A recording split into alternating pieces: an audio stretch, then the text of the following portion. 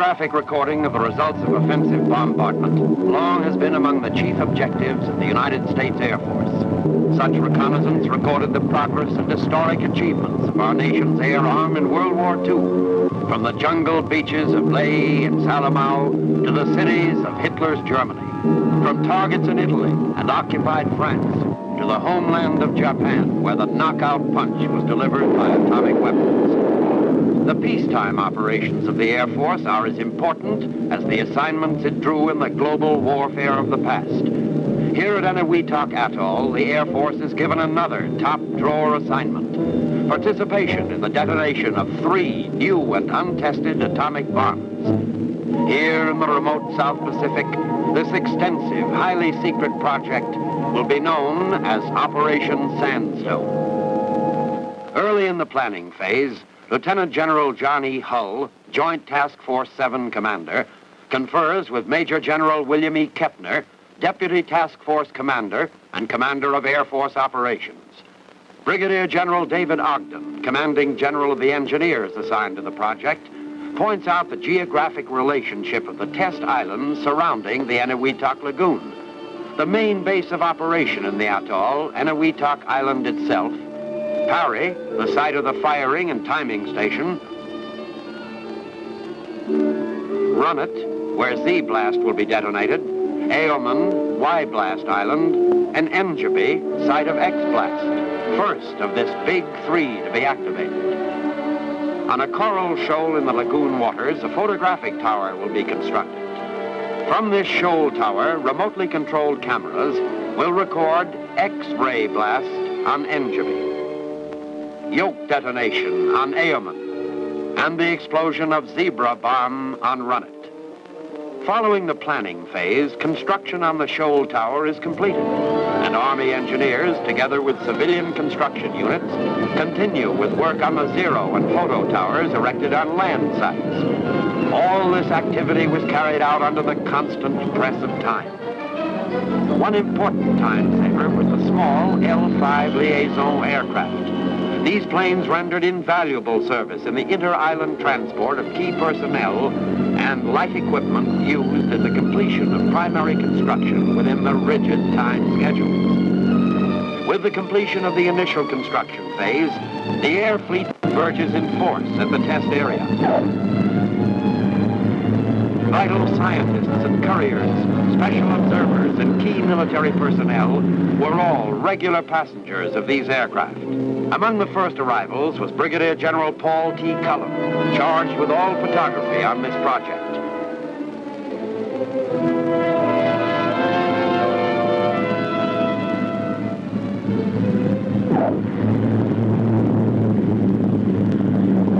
Air Force transport form an air link to the island.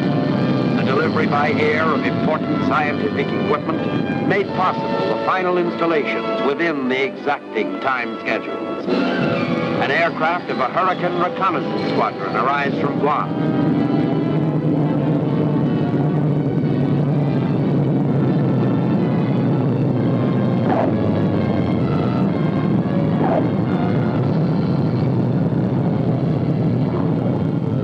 These and other long-range aircraft will be based here at nearby Kwajalein Island because of the longer runways and superior operational facilities.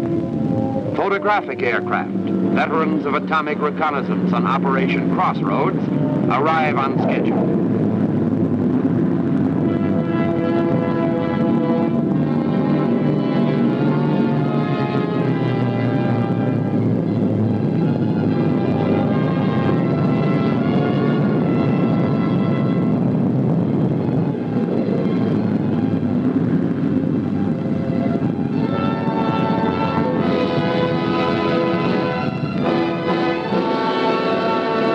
Hull returns to the test area in an Air Force B-17 and is greeted on arrival by General Kepner and General Roger M. Ramey, commander of the Air Task Group.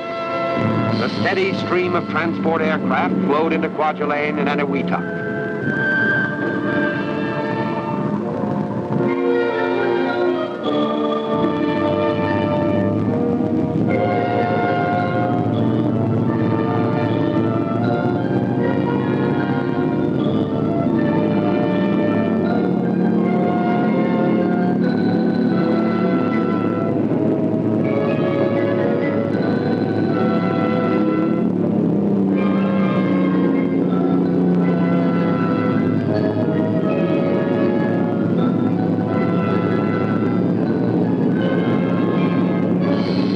the arrival of the drone units, the air echelon is complete.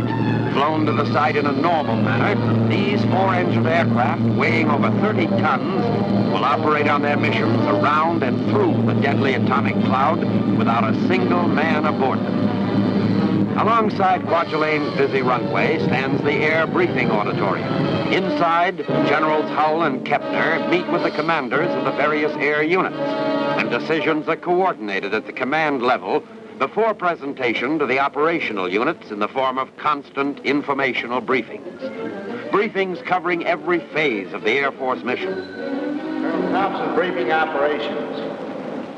Route for all aircraft will be Kwajalein to Atoll to Eniwetok area.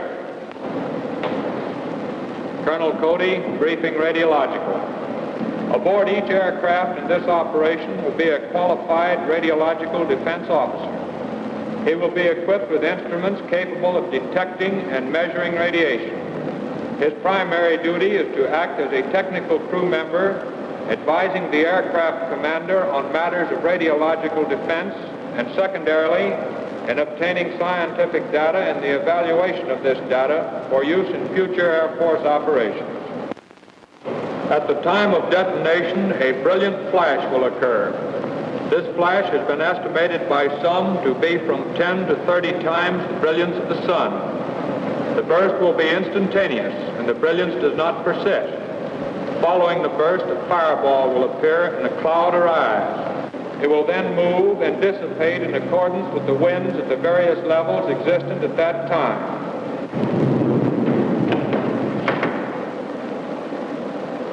Major Frank, briefing communications. Your attention is invited first to the call sign panel to my extreme right. You'll notice there the call signs for the various units and for the individuals concerned on the mission. There's the call sign for General Ramey, Bolivar, the call sign for the flagship, Big Ben. However, if you wish to get the flagship commander, Commander Air Forces, General Kepner, you would call Big Ben himself. The different units have their own call signs. Harrow for the drones, etc. And then we have for the radiological expert, Dangerous Dan. Our outstanding call sign, you might say, is for the time signals. The time signals broadcast from Parry Island, broadcast under the name of Baggy Pants.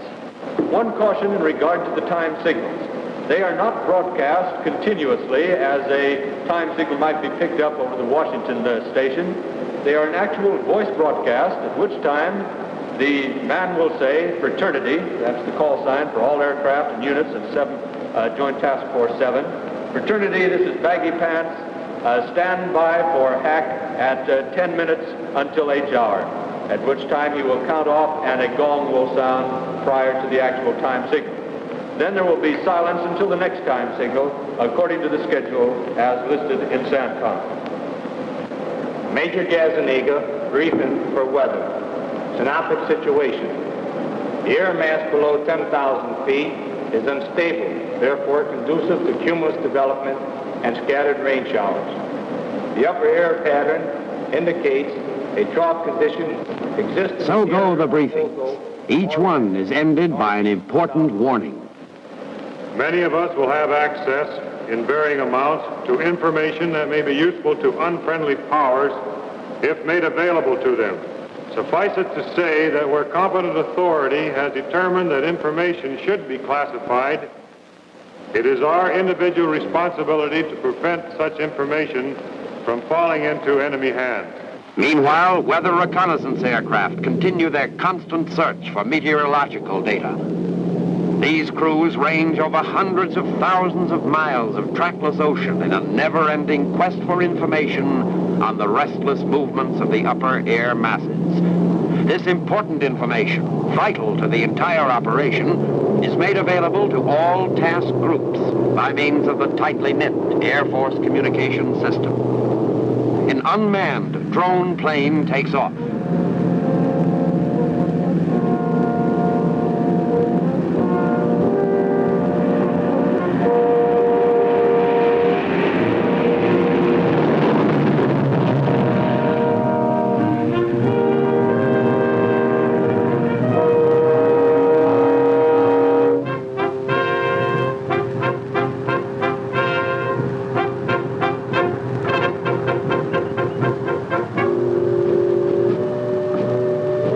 drone is airborne, a mother plane sweeps in low and takes over flight control.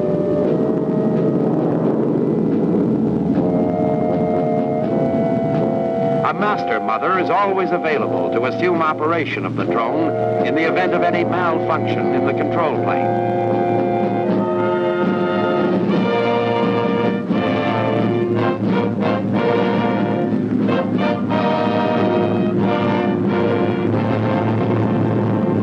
The mission of these drone aircraft will be to obtain samples from the heart of the deadly radioactive cloud arising after the detonation.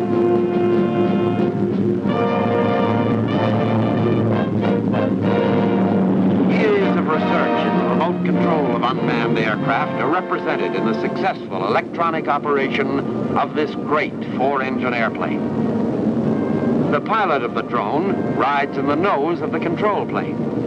By means of a television system, he checks the drone instrument panel and maintains control through the highly complex electronic impulse circuit.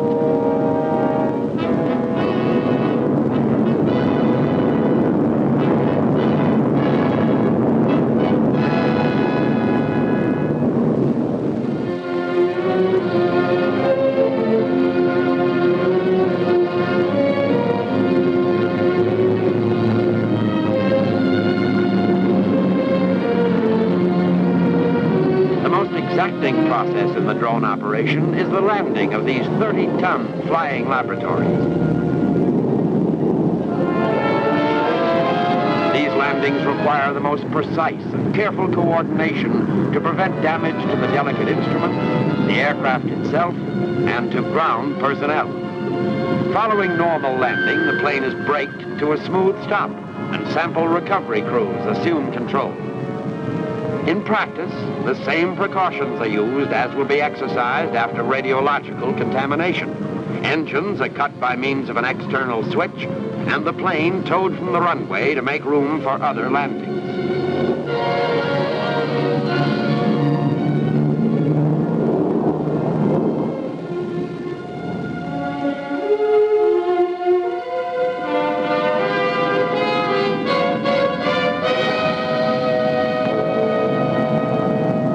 Are made on the effectiveness of a new emergency arresting system. The plane comes in at approximately 100 miles per hour, touches down, and rolls freely without the application of brakes to the far end of the runway.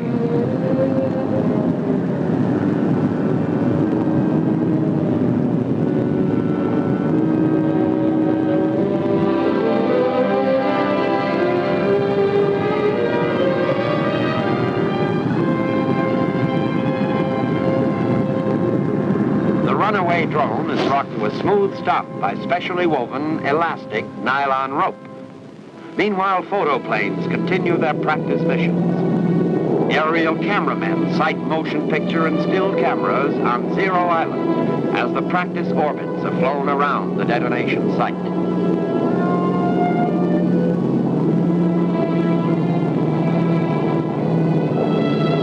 Concurrent with flight operations, the Air Force ground crews are faced with an endless program of maintenance and repair.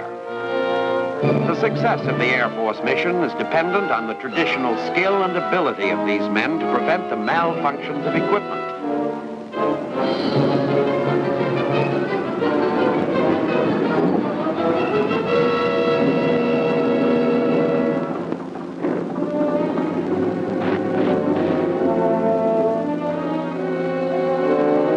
Final phases of preparation for X-Day begin.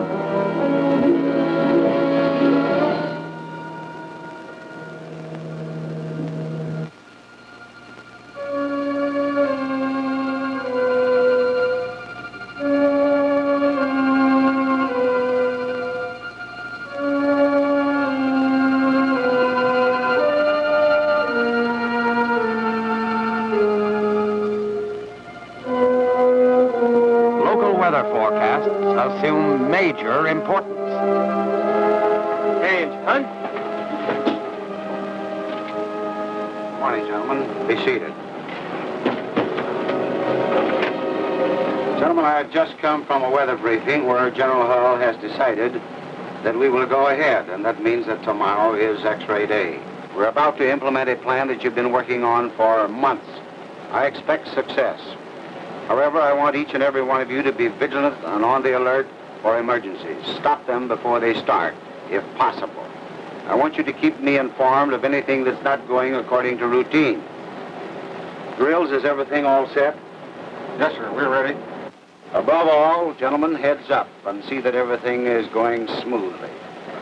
See you later. Final checks are made on all installations, and cameras are given a few dry runs to ensure proper functioning. Scientific aspects of this explosion will be recorded in every conceivable photographic manner, from the high-speed motion picture cameras capable of exposing film at the rate of 10,000 frames per second, from normal 35 and 16 millimeter cameras using black and white, color, and infrared film, specially designed equipment such as the O'Brien smear camera, telephoto still cameras, all remotely triggered through the complex electronic circuits relaying impulses from the control station. The installations on all camera towers are complete. On Eniwetok, the manually controlled photographic equipment is focused on 0 point. Sensitive sound equipment is being set up to record through a special directional microphone the actual auditory impressions from the blast. Photo equipment is checked and delivered for installation in the photo planes.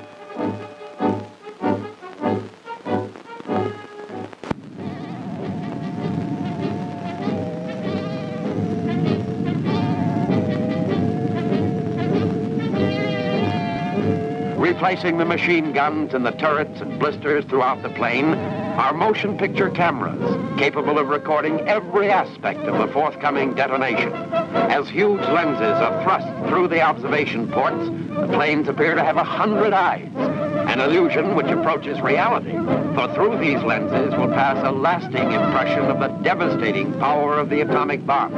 These camera eyes will circle high above 0 point, some directly over the blast. Plans and preparations have been completed. The Air Force is ready. Takeoff times are announced. The tension begins to increase. Now the tedious practicing will pay off, for the operational plan specifies a predetermined position in the orbit for each of these aircraft. Only through familiarity with procedure can this be possible. Familiarity with procedure becomes doubly imperative when the unknown potential of this atomic bomb is to be tested in the pre-dawn darkness, where course and relative position can be determined only by instruments.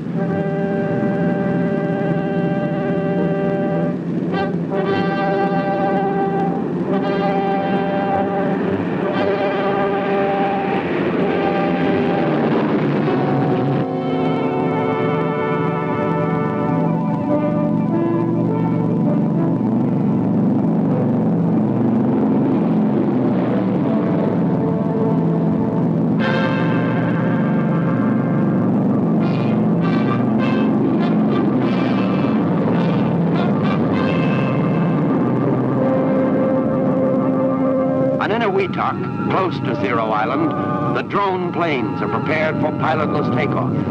Here, the tension is really high, for this will be the first mission of unmanned drone aircraft on a nighttime operation. The complexities of drone control are greatly multiplied at night, for no accurate visual check can be made on the drone's performance.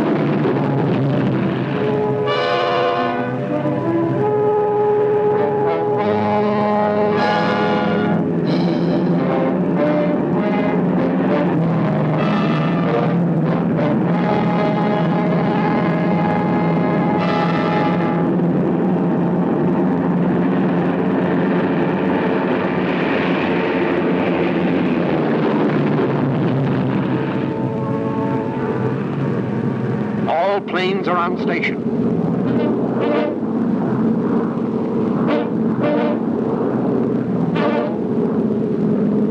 The control pilot guides his remotely operated drone directly over the pre-designated point of blast.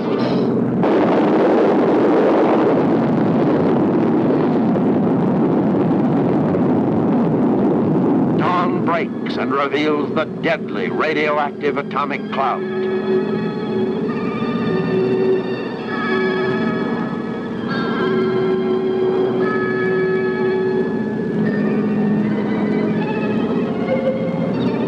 Blasted Engebi Island, far below, is revealed to the drone as it emerges from the atomic cloud. Cloud trackers are already on their station around the cloud, plotting its course and size, making observations of contaminated air, standing by to warn ground stations should the radioactive mass change its course to pass over occupied zones. The RadSafe monitor keeps the aircraft at a safe distance. As the cloud lifts, the survey plane sweeps low over the radioactive crater. Monitors take accurate radiological readings of the most contaminated of the blasted areas. Back in the control room, the shifting pattern of all aircraft is plotted for General Kepler.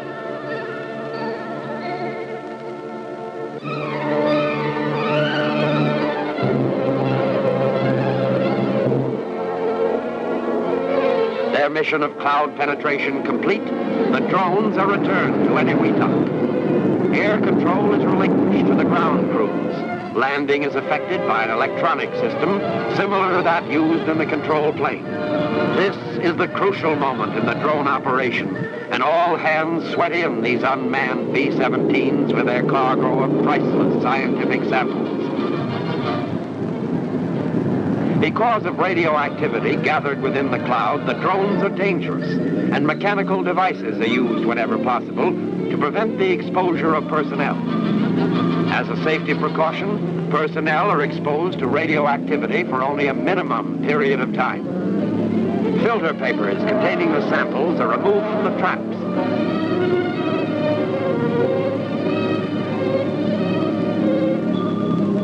After packing in lead containers, they're prepared for air shipment to laboratories within the United States. After removal of the samples, the drones are decontaminated with a special cleansing solution. Photo planes return with their valuable records of the world's 6th atomic explosion.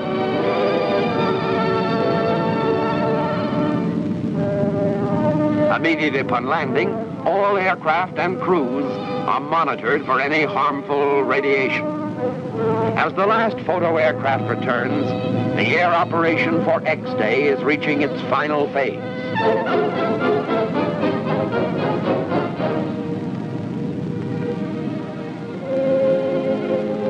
The precious film is unloaded in the presence of security guards, and along with other valuable scientific data, is loaded for shipment by courier to the United States. Even as the last courier plane departs, marking the end of X-Day phase of Operation Sandstone, preparations are underway for the second blast on the forthcoming Y-Day. With the initial preparation for Y-Day completed and favorable weather predicted, the tempo of last-minute activity is accelerated. Once again, these crews will face an unknown quantity, for the bomb to be tested on Y-Day is of a different and even more powerful type than that used on X-Day.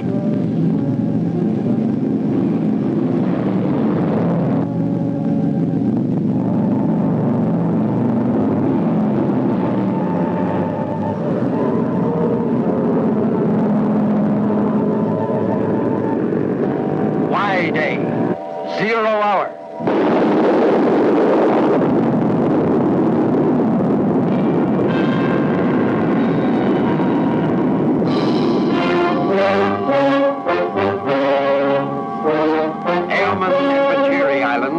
As mute testimony to the devastating effectiveness of this new atomic bomb. I could go on and tell you about this, but I'd rather have you see the actual setup. This is a sound test just before Zebra Day. It is about 1800 minus Zebra Day. The camera is set up on Perry Island Tower. The sound test will be shot tomorrow morning. This is exactly the same position the camera will be in. This will give you an idea of the position the tower was in before the blast. The sound will be about 22 seconds after the blast is shown on the screen. This is what happened on Zebra Day. Hello, fraternity. This is Baggy Pants. Stand by for final time signals. Stand by for final time signals. At the sound of the gong, it will be minus 30 seconds. Minus 30 seconds. At the sound of the gong, it will be minus 20 seconds. Minus 20 seconds. At the sound of the gong, it will be minus 10 seconds. Minus 10 seconds.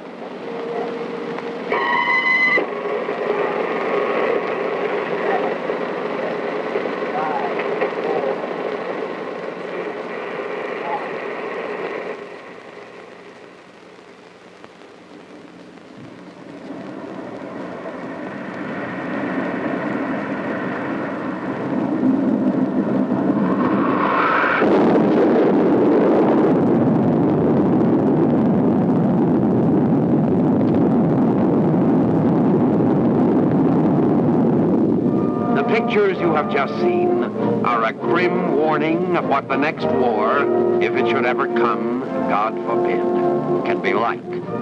Atomic bombs bring to air power a weapon that staggers the imagination.